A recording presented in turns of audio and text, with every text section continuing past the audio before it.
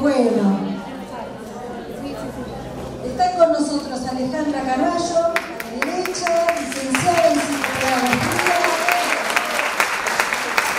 Ingresó al SAOP en 2013 hasta 2016 y rematriada para quedarse desde el 2018. Y hago una aclaración. Miren, busqué en el diccionario. La repatriación es el proceso de devolver un activo, no sé si la voz el activo, un artículo de valor simbólico o una persona a su lugar de origen o ciudadanía. Entonces a todas las repatriadas le diría, bueno, volvieron a su ciudadanía. Ciudadana de Sao. Entonces, Ale es co-supervisora de pasantías, integrante del equipo de admisión, coordinadora del taller de asistencia y orientación a adolescentes, iniciado en el 2020 y proyectándose para el 2023, psicopedagoga clínica y orientadora educacional y laboral en consultorio privado. Y Eva Pino es licenciada en psicopedagogía, diplomada en zooterapia, técnica nacional en tiempo libre y recreación, profesora de educación física y saopiana desde marzo de 2019. Lleva adelante tratamientos con niños y adolescentes.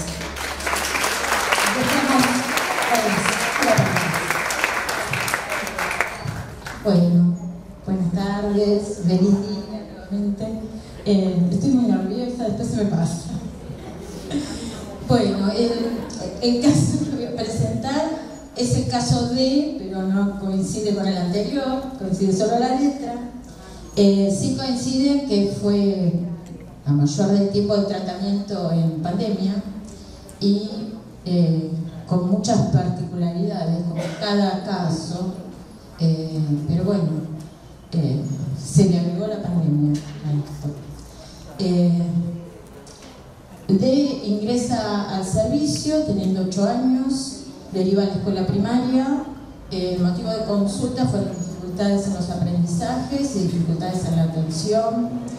Inició el nivel inicial en solo sala 5 y luego primeros y segundo año en la misma escuela primaria. Y cuando ingresa a SAO en junio de 2019, estaba haciendo permanencia en segundo. El grupo familiar conviviente era la madre y 3 hermanas de 18, 15, 14 años y una tía materna.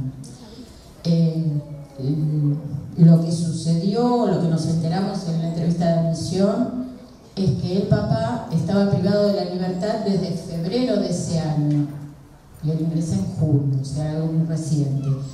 El padre y la madre estaban separados, pero bueno, toda una situación en la cual estaba privado de la libertad el papá, pero no sabía esa situación, sino que sabía que el papá, él no lo podía ver porque había hecho algo que estaba mal y que él mismo me lo contó en el primer encuentro. Fue lo primero que me dijo: yo sé que mi papá no lo puedo ver porque hizo algo que estaba mal, pero es muy complicado, yo lo voy a entender cuando sea más grande. Eso me lo dijo a los 8 años. También ese mismo encuentro, después que me cuenta esto, me cuenta que tiene un hermano mayor que no figura en lo que yo dije de la entrevista de admisión. Y yo digo, bueno, lo escuché, el hermano es grande, pero se fue porque mi mamá no quería tener otro hijo varón, que él era el único hijo varón entonces, y no tenía ese hermano mayor. Yo más adelante, después de 2 o 3 encuentros, hablé un ratito con la mamá a solas, esas charlitas cortitas que hacemos por ahí después del encuentro, y la mamá me dijo que sí, que tenía un hermano mayor, que él no conoció nunca, que vivía con la abuela paterna, bueno, todo, pero bueno, todos esos no dichos que tienen mucha incidencia, tanto lo del padre, el no dicho, pero explicado hasta ahí, pero ¿sí? Y lo del hermano, que era algo no dicho, esas cuestiones trascienden, influyen en todo, en todas las dimensiones que se entrecruzan, ¿no es cierto? Bueno, un cuanto a otras particularidades, factores de riesgo, pautas madurativas, era todo lo esperado para su edad, no había ninguna cuestión, salvo dificultades en la visión porque tenía miopía y astigmatismo, con una cuestión de que, bueno, cuando llegó al servicio se le habían roto los anteojos, hasta que pasaba meses hasta que podían hacérselo, por intercambio de la escuela, todo lo demás, en que con esa gran dificultad en la visión estaba sin anteojos. Y el informe de la escuela decía lo siguiente, en resumen: atención lábil, inquieto, actitud de mucha ansiedad, a veces se encapricha y protesta ante correcciones e indicaciones, reconoce vocales y algunas consonantes pero aún no está alfabetizado, conteo hasta 10, resuelve suma y resta, macrografismos por su problema visual, le cuesta relacionarse con pares, pero todo lo contrario con los adultos, sentía estar siempre con los adultos, y se lo ve deambular por los pasillos solo. Ya desde el jardín también era esto que salía y se escapaba. Yo me pregunto, nos preguntábamos, mi supervisora, en ese momento, cómo no iba a estar en otra cosa, ¿sí? Con todas estas cuestiones no dichas, pero de algún modo conocidas, ¿sí? Bueno, eso ocuparía gran parte de su mente, de sus preocupaciones. En los primeros encuentros, obviamente uno hace el encuadre con el paciente, con la familia, todas estas cuestiones que yo mencioné, de hablar con la mamá en algunos momentos, por eso que comenté, pero uno a veces siempre tiene un ratito para la mamá.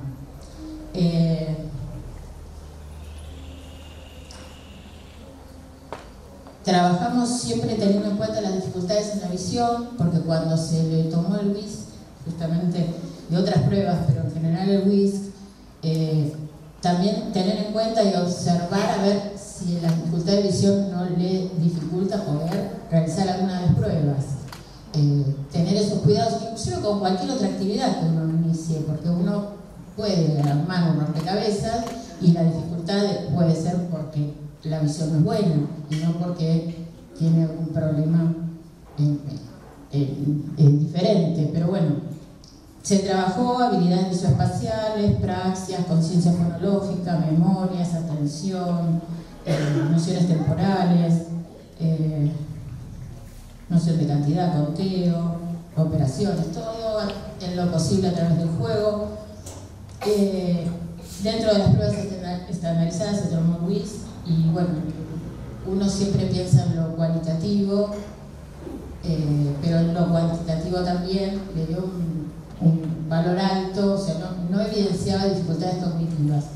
Y sus características subjetivas, siempre de buen humor, siempre sonrientes, siempre contando chistes, uno atrás del otro, adivinanzas, colmos, ¿sí? Mayra se ríe porque charlaba con ella muchísimo cuando esperaba para entrar al consultorio, todo eso.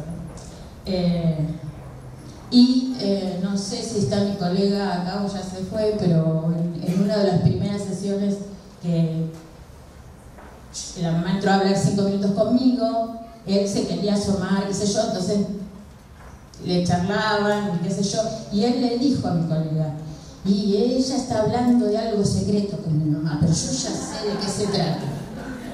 O sea que tenía todo claro, pero todo eso que tenía claro obviamente lo preocupaba y lo ocupaba.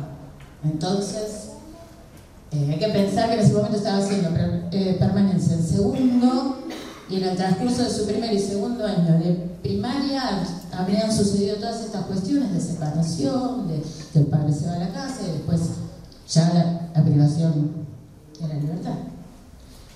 Bueno,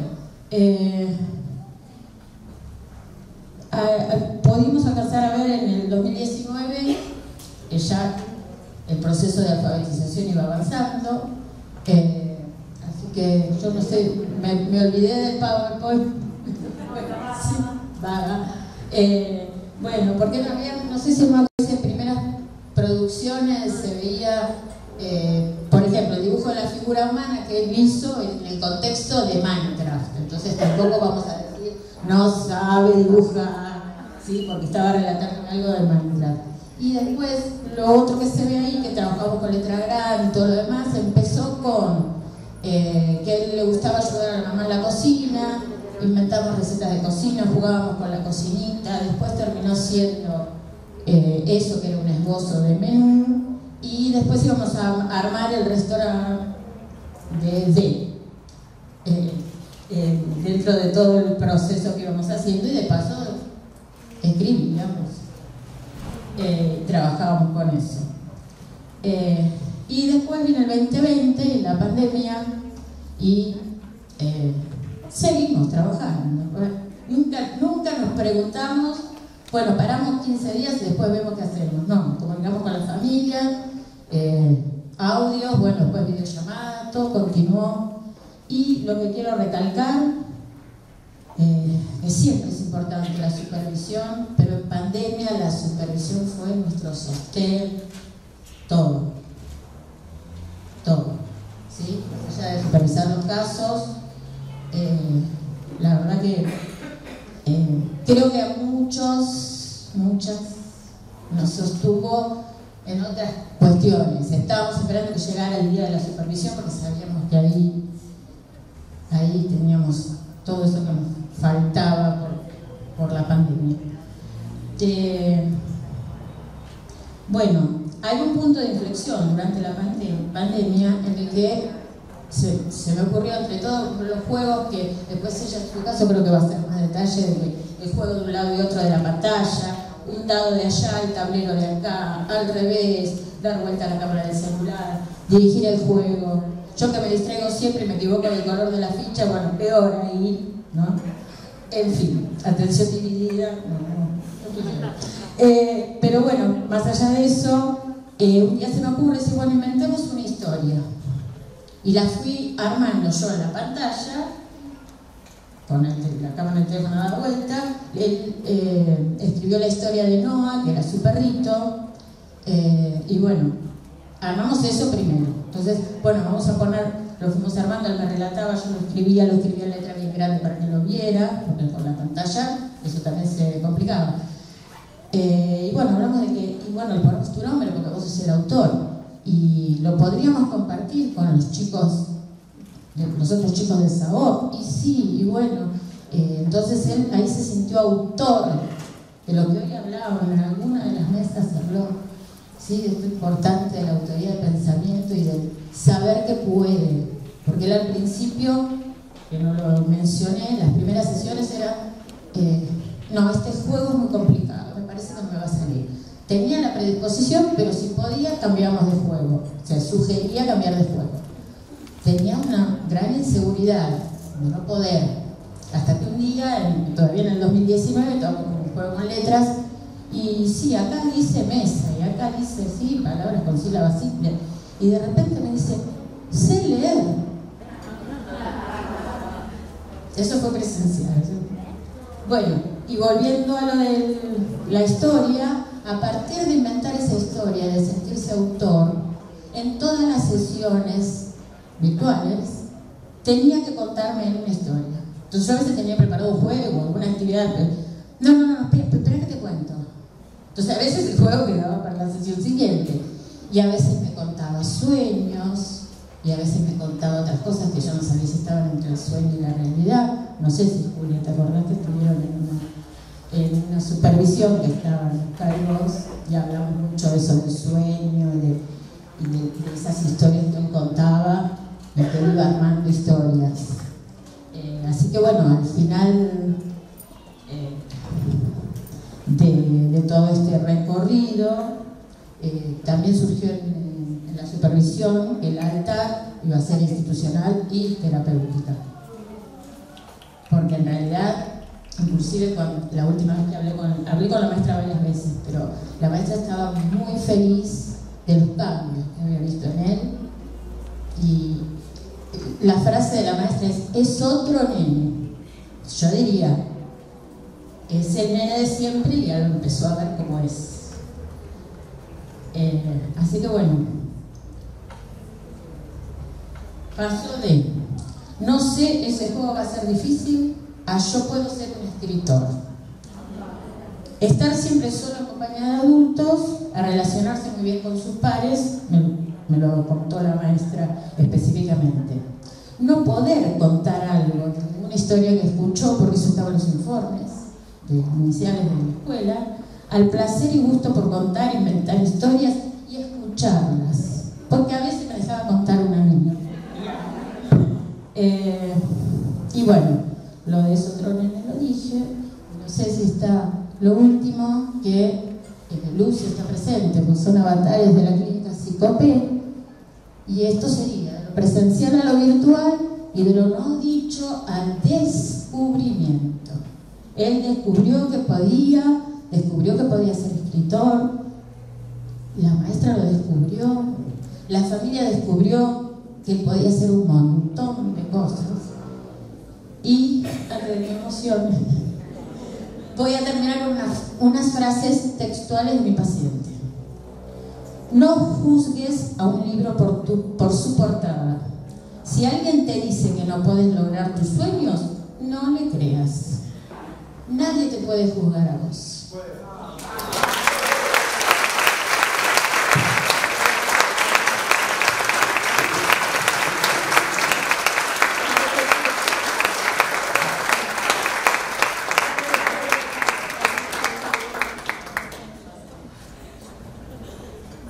Bueno, buenas tardes. Buenas tardes. Buenas tardes. Mi caso no va a ser puntualmente detenerme en cómo fue la clínica en sí, sino en el juego en sí, el papel del juego que tuvo en el espacio de la clínica. Le voy a permitir decir algo. Perdón, los que cursaron clínica psicopedagógica en virtualidad, hay un caso que era el que pusimos como fondo de pantalla en el Zoom. Los que cursaron, bueno, ahora van a conocer a la psicopedagoga que dirigió la cura de ese tratamiento, porque va a hablar sobre ese paciente. Bueno, hago una pequeña introducción de cómo comenzamos el proceso. Comenzamos en junio del 2019. La demanda decía que había dificultades en el proceso de la adquisición de la escritura y la lectura. Y cuando comenzamos a trabajar, fuimos construyendo nuestro espacio clínico, mediante el juego, y rápidamente el paciente pudo expresar, ¿sí?, cuál era su visión de sus ganas de trabajar esos contenidos que para su parecer, su apreciación, él no podía, porque se lo habían dicho mucho. Era el más lento, era el que no podía, era el que no sabía. Entonces cada vez que llegaba el momento de poner a jugar o a hacer alguna actividad, rápidamente era no. De hecho lo dejó bien en claro cuando en una de las intervenciones yo le propongo, habíamos puesto letras, y le digo, che, probamos palabras, a ver esta letra cómo suena, y empezábamos así, yo le hacía ruidos, se reía, y jugábamos. Y en una vez le digo, bueno, dale, ahora vamos a formar una palabra. Y se paró todas las letras, hizo un gran espacio en el medio, y dije, wow, se viene una palabrita. Y me puso un no. Y el no fue, mi cara fue esa. Y yo dije, wow, se avecina la remada del dulce de leche. Y sí, repostero. Y con palillo. Y así fuimos transitando, siempre utilizando el juego como recurso en ese momento. El juego como recurso. Y tratando de llegar a la escritura, pero él tenía una habilidad tan grande de pesquisar cuando yo tenía alguna intención de meter eso, algún contenido, una malintencionada, y enseguida salía. me volvía a poner de alguna forma u otra ese no. Y era no. Y fíjense que nosotros en esa construcción de ese espacio clínico, ahí era yo quien hacía la propuesta, ahí era yo quien ponía el cuerpo, quien remaba en ese dulce de leche. Había una excelente relación, eso quiero que la relación entre nosotros era excelente, pero él no quería trabajar aquellos que él se percibía que no podía. Y esa era la barrera que teníamos, porque en las pruebas que íbamos haciendo no había dificultades que dijeran, a ver, bueno, sí, es porque tiene algún otro problema que le impide avanzar en ese proceso. No, era su concepción. Terminamos con la presencialidad y llegamos a lo virtual. Y es ahí en donde es de lo que yo quiero hablarles hoy puntualmente, eso que yo lo pensé como que lo repetíamos en una de las supervisiones, de jugar sin juzgar.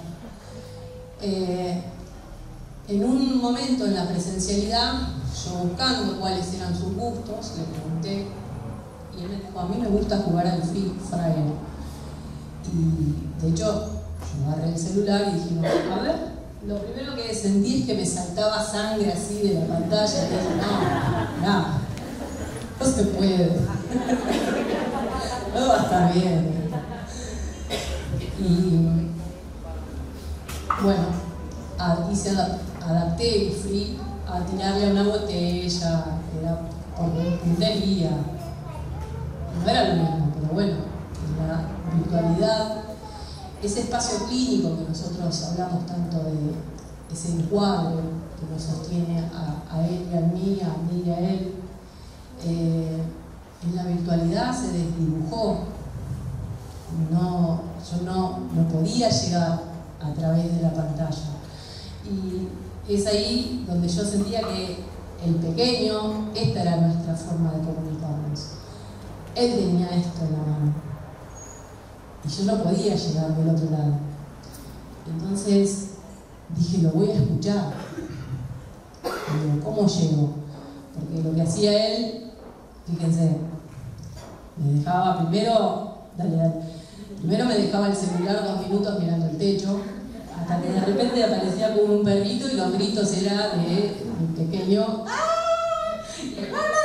yo solté el perro, ¿qué hago? Eran así las intervenciones en la virtualidad, no había forma de convocarlo. Otra era, por ejemplo, hacer una exploración ocular mientras yo le estaba intentando explicar un juego. Pasamos de salir de abajo de las sábanas pequeño, le digo pequeña por no decirle el nombre porque se me sale y quiero no decirlo. Y el poder lo tenía en ese momento el pequeño. Y entonces dije, ¿qué hago? ¿Cómo llego? Y dije, bueno, dale, dejá ese prejuicio que tenés y escuchalo. Y fue un trabajo muy grande porque fue pensar al juego ya no como recurso, sino como juego en sí mismo. Entrar en la dimensión del juego, que fue un trabajo fuerte, porque piensen que nosotros íbamos a matar. Matar o morir. Ya les voy a matar. Al entrar en esa dimensión,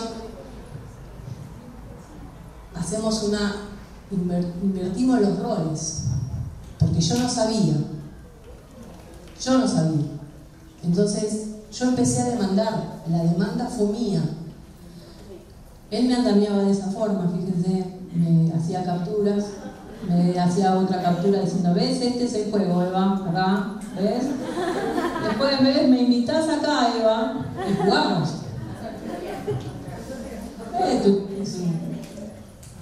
Entonces dije, bueno, no me queda otra, y me creé mi perfil, me bajé la aplicación.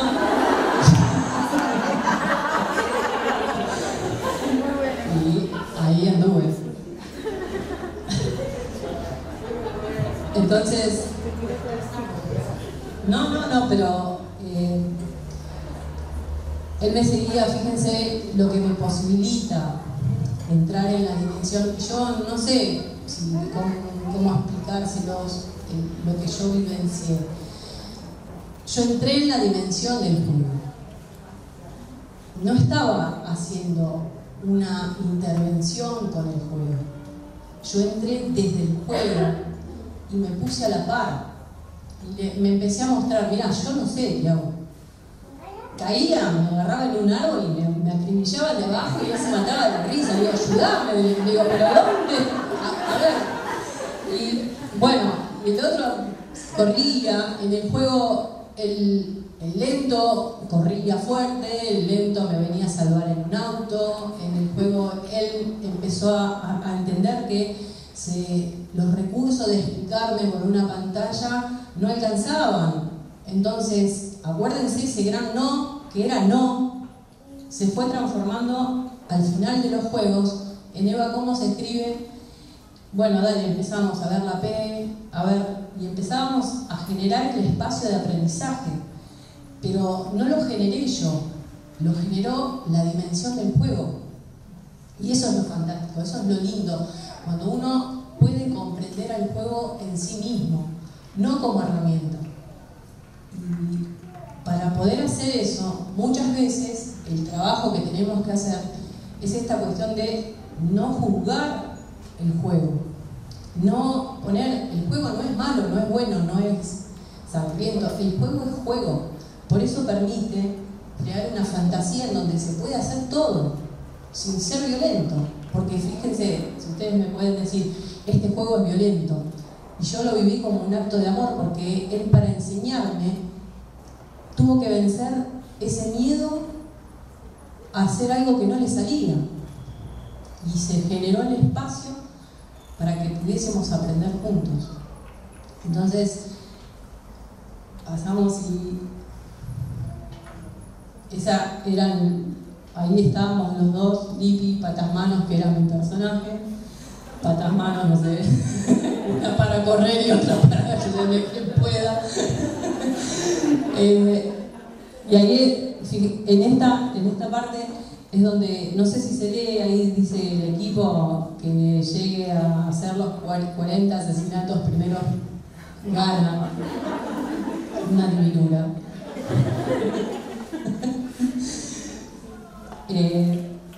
Ahí fíjense lo que yo quiero transmitir en ese juzgar, fíjense que tachamos la Z y quedó juzgar.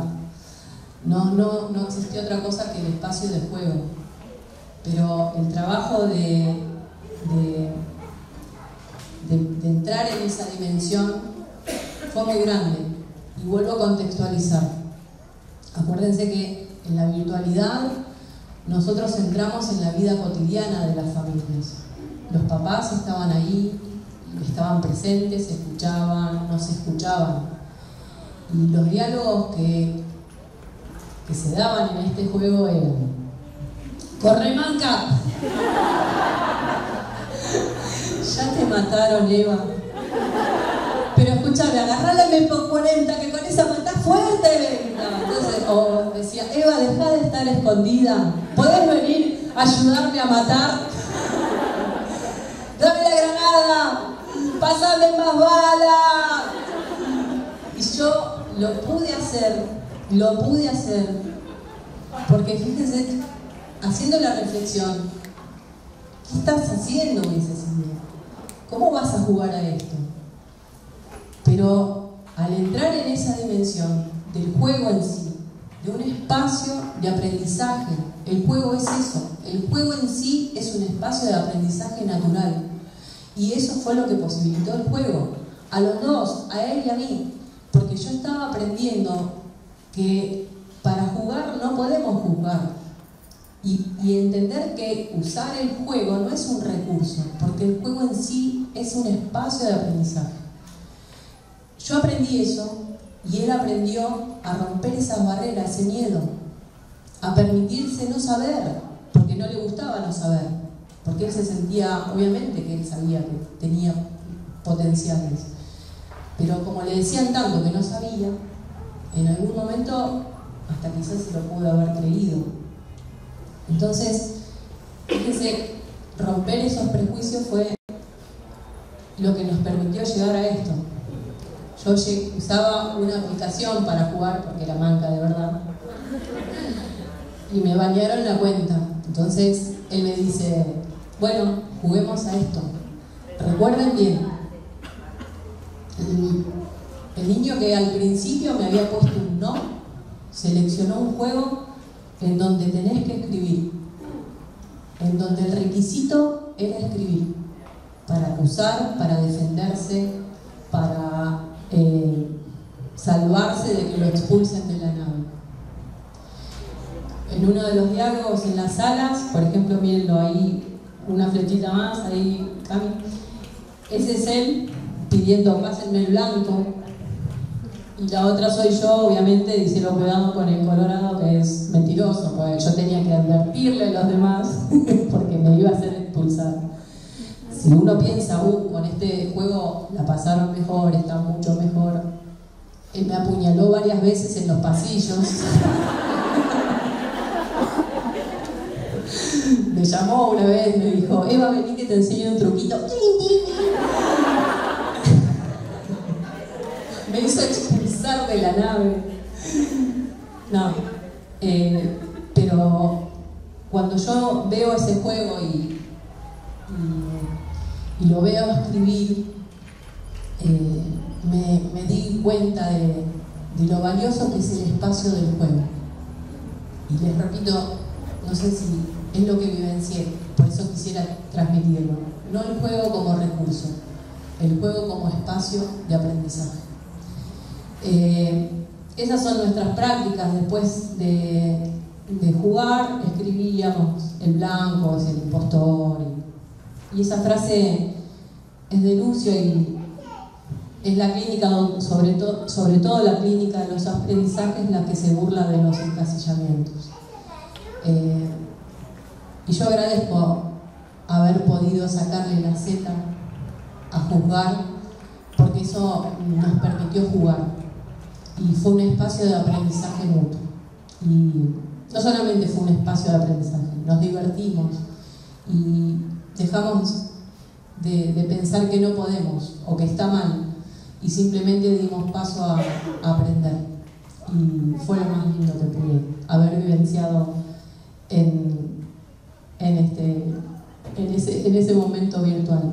Así que bueno, es lo que quería contarles, espero que les sirva y les agradezco por la atención que me dieron, estaba muy nerviosa y espero que les haya gustado. Muchas gracias.